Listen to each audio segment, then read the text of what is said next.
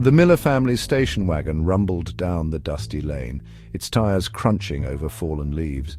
The old Victorian house loomed large at the end, its paint peeling, windows dark and vacant. 10-year-old Annie peered out, a shiver running down her spine. There was something about the house next door, nestled in the shadow of the woods, that filled her with unease. "It's perfect, honey," her mother chirped, oblivious to Annie's apprehension. "Just imagine all the space you'll have to play." But Annie couldn't shake off the feeling of being watched, of unseen eyes peering from behind the dusty windows of the abandoned house. As the days turned into weeks, the feeling only intensified. The house seemed to press in on their own, its silence a heavy presence. Whispers seemed to emanate from the woods, carried on the wind. And at night, Annie could have sworn she saw a flickering light in the topmost window, like a single, malevolent eye staring out at her. The first strange occurrence happened a week after they moved in. The family had just settled into their new home, a quaint but slightly worn house on the edge of a dense forest. The air was filled with the excitement of new beginnings, but also a hint of unease that no one could quite put their finger on. Annie was playing in the backyard when she heard her name being called. She was chasing butterflies, her laughter echoing through the yard, when the sound stopped her in her tracks. The voice was soft, almost a whisper, but distinctly familiar. It was as if someone she knew was standing right behind her, speaking directly into her ear. She spun around, her heart pounding. The yard was empty, save for the rustling leaves and the distant hum of cicadas. "Mom, Dad," she called out, but there was no answer. The silence was deafening, amplifying her growing sense of dread. The woods stood silent, the trees swaying slightly in the breeze. It was as if the forest itself was holding its breath, waiting. She shivered, pulling her sweater tighter around her. The temperature seemed to drop suddenly, a chill that seeped into her bones. The voice sounded so real, so close. It was as if the person was standing right next to her, yet she could see no one. Had it come from the woods? The dense trees seemed to form a barrier, a dark wall that hid whatever secrets lay within. Or from the abandoned house that loomed at the edge of their property. The house had always given her the creeps, with its broken windows and sagging roof. Later that night, as Annie lay in bed, she heard it again. The whisper, her name carried on the wind. It was clearer this time, more insistent. The whisper, her name carried on the wind. It seemed to float through the open window, mingling with the night air. This time it seemed to be coming from the wall that separated their house from the abandoned one. The sound was muffled, as if it was trying to break through the barrier. Fear coiled in her stomach, cold and tight. She felt a sense of impending doom, a certainty that something was very, very wrong. She pulled the covers over her head, trying to block out the sound, but the whisper seemed to weave its way into her dreams, wrapping around her like a shroud. It was relentless, a haunting presence that refused to be ignored, but the whisper seemed to weave its way into her dreams, wrapping around her like a shroud. Her sleep was restless, filled with shadowy figures and echoing whispers. Her parents dismissed her fears, attributing them to an overactive imagination, but Annie knew better. She could feel the truth in her bones, a deep-seated knowledge that something was terribly amiss. There was something wrong. Something sinister lurking in the shadows of the abandoned house.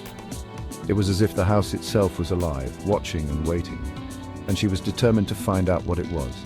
Armed with nothing but a flashlight and her courage, Annie decided that she would uncover the secrets that lay hidden in the darkness. She had to know the truth, no matter how terrifying it might be. Driven by a mixture of fear and morbid curiosity, Annie decided to investigate. One afternoon, while her parents were out, she slipped out of the house and made her way towards the abandoned one. The air grew heavy as she approached, the scent of decay thick in her nostrils. She hesitated at the front door, her hand hovering over the tarnished brass knob. What would she find inside? Taking a deep breath, she pushed the door open. It creaked ominously, the sound echoing in the stillness.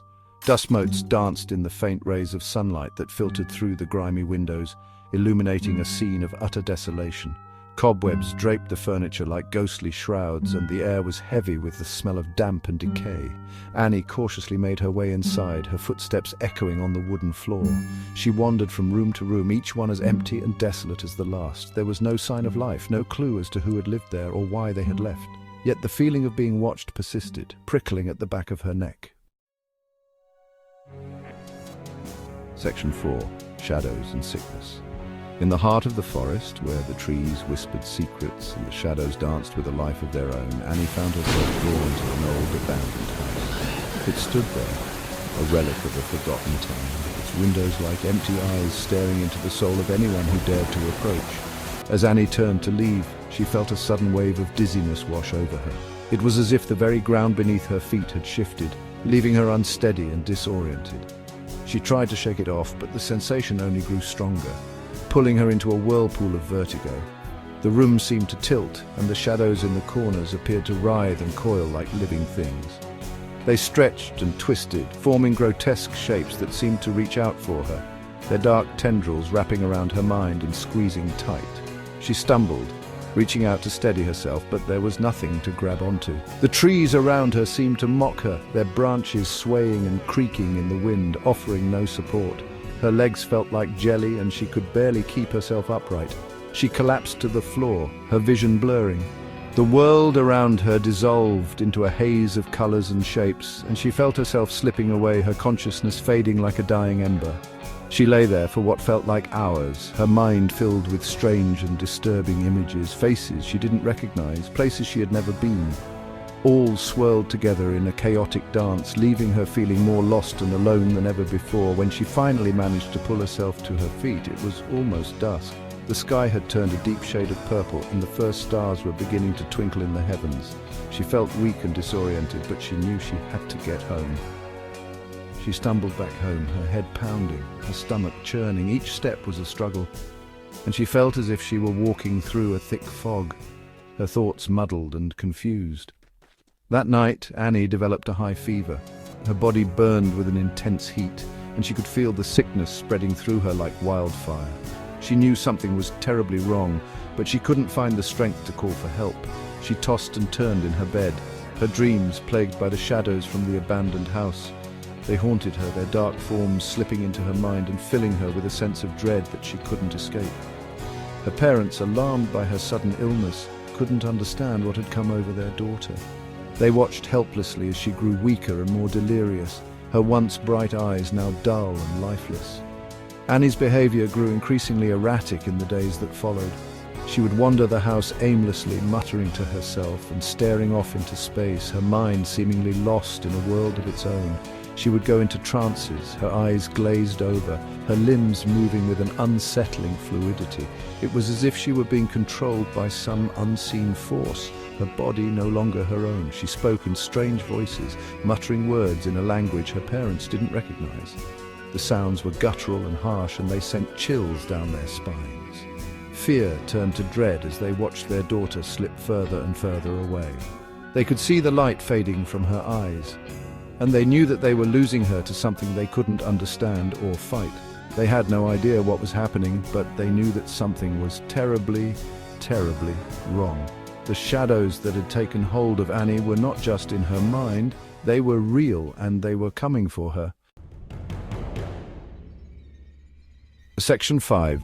The Witching Hour. Unbeknownst to her parents, Annie harbored a dark secret. She was not the innocent child they believed her to be. Beneath her sweet exterior lay a darkness that had been festering for centuries. Her parents, blissfully unaware, continued to dote on her, never suspecting the malevolent force that resided within their daughter. She wasn't just a curious little girl who had wandered into the wrong house. No, Annie had been drawn to that house, as if by some unseen force. The house, with its creaking floors and whispering walls, called to her, beckoning her to uncover its secrets. And Annie, with her insatiable curiosity, could not resist. Annie was something ancient, something evil. She was a relic from a time long forgotten, a time when dark magic and malevolent spirits roamed the earth. Her true form was hidden beneath the guise of a young girl, but those who looked closely could see the darkness in her eyes, the malevolence that lurked just beneath the surface. She was a shapeshifter, a creature of darkness that had taken on the form of a young girl. By day she played the part of the innocent child, but by night she revealed her true nature. Under the light of the full moon she would transform, her body contorting and shifting into something monstrous. The abandoned house was not her prison, but her gateway. It was a portal to another realm, a place where dark forces gathered and conspired. Annie used the house to draw power from the other side, to strengthen her abilities and prepare for the night ahead. It was the conduit through which she drew her power, the place where she shed her human guise and embraced her true nature. The house, with its dark corners and hidden rooms, was a sanctuary for her, a place where she could be herself without fear of discovery. And each night, under the cover of darkness, Annie would slip out of her house and into the woods. The forest was her domain, a place where she could roam freely and hunt without fear of being seen. She moved silently through the trees, her senses heightened, always on the lookout for her next victim. She would dance beneath the pale light of the moon, her limbs contorting, her form shifting, transforming into something monstrous and grotesque. The moonlight gave her strength, fueling her transformation and allowing her to fully embrace her dark nature. Her dance was both beautiful and terrifying, a mesmerizing display of her power. She would prey on the unsuspecting, drawing them into the depths of the forest, their screams swallowed by the rustling leaves. Her victims, lured by her innocent appearance, never stood a chance. Once they were in her grasp, there was no escape. She fed on their fear, their pain, their very essence, leaving nothing but empty shells behind. Annie's parents, blinded by love and concern, remained oblivious to their daughter's true nature. They saw only the sweet, innocent child they had raised, never suspecting the darkness that lay within her. They worried about her strange behavior, attributing it to a fever or some other illness, never realizing the true cause. They attributed her strange behavior to the fever, praying for her recovery, unaware that they were harboring a monster in their midst. Their prayers, though heartfelt, were in vain. Annie was beyond saving, her soul corrupted by the dark forces that had claimed her. The parents' love and concern, though genuine, were no match for the evil that had taken hold of their daughter. But the truth, as it always does, would eventually come to light, with consequences more terrifying than they could have ever imagined. The darkness that Annie harbored could not be contained forever. It would eventually break free, revealing her true nature to the world. And when it did, the consequences would be dire. Not just for Annie, but for everyone around her. The witching hour was upon them, and there was no turning back.